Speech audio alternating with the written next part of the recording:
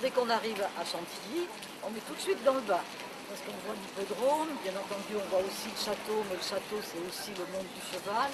On voit les grandes écuries. Et le cheval c'est une forme de patrimoine qui est pour nous très intéressant parce que le cheval c'est à la fois un patrimoine de jouissance, on peut monter sur son cheval, aller à la chasse, profiter de son cheval, mais le cheval c'est aussi un patrimoine de rapport, on peut être propriétaire d'écuries de course et gagner beaucoup d'argent avec le cheval. Le cheval c'est aussi de la culture parce qu'il y a tout un rapport savant et puis donc c'est un univers social. On se retrouve autour du cheval et l'hippodrome de Chantilly est une véritable objectivation de tous les réseaux sociaux qui s'imbriquent lors des grands prix comme le Grand Prix de Diane ici chaque année.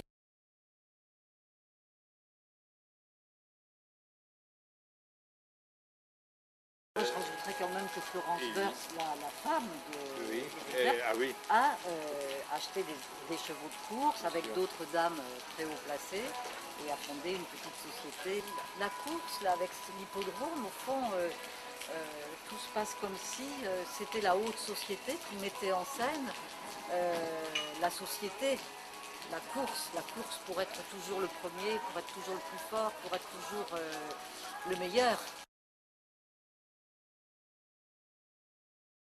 Le golfe de Chantilly fait partie des golfs chics, comme celui de Morfontaine ou d'Apremont, où il ne suffit pas seulement de payer, il faut être parrainé par des personnes qui sont déjà partie prenante de ce golfe.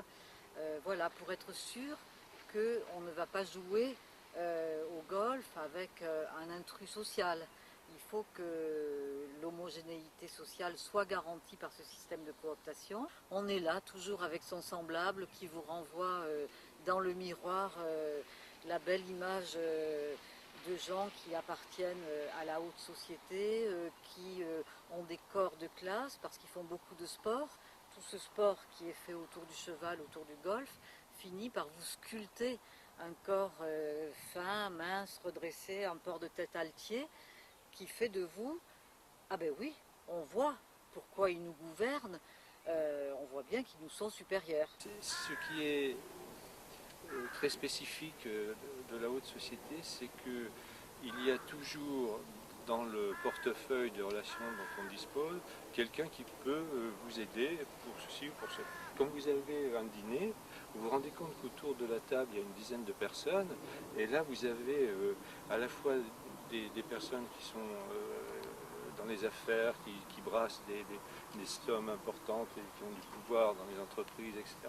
Vous avez des gens qui sont proches de l'université, qui sont des gens dans la presse, qui sont des gens dans d'autres secteurs très divers, et qu'ensemble tout ça forme le pouvoir, c'est eux rassemblés.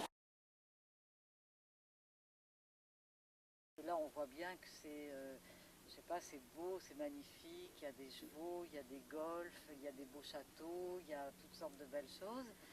Mais en réalité, cette nature-là est plutôt faite pour protéger des modes de vie tout à fait privilégiés. Si on regarde le bottin mondain, il y a environ 400 familles qui déclarent une adresse dans l'Oise.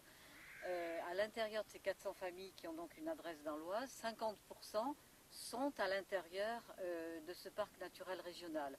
C'est-à-dire qu'on avance sous le masque de la nature pour en réalité protéger des espaces qui sont déjà très protégés, puisque le parc naturel empêche des constructions n'importe comment, hein, c'est un système de protection au niveau de la construction, de la spéculation immobilière, mais en même temps il y a des châteaux classés monuments historiques qui eux-mêmes protègent.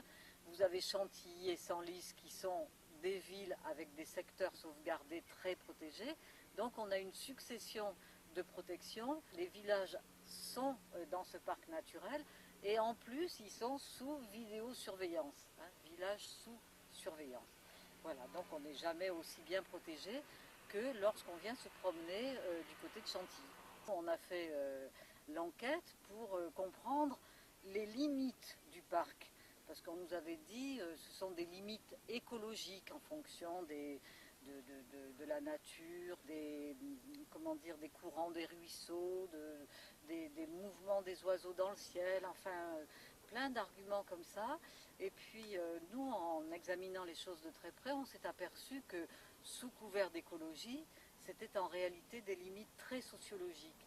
C'est-à-dire que les limites, comme ça, tout d'un coup, font une petite excroissance pour aller attraper une belle propriété qui appartient à un duc ou à un marquis. Et puis à un autre moment, au contraire, la limite rentre comme ça pour éviter toute la partie de Creil où il y a des HLM. Les débats territoriaux, c'est vraiment, nous on analyse ça comme de la lutte de classe.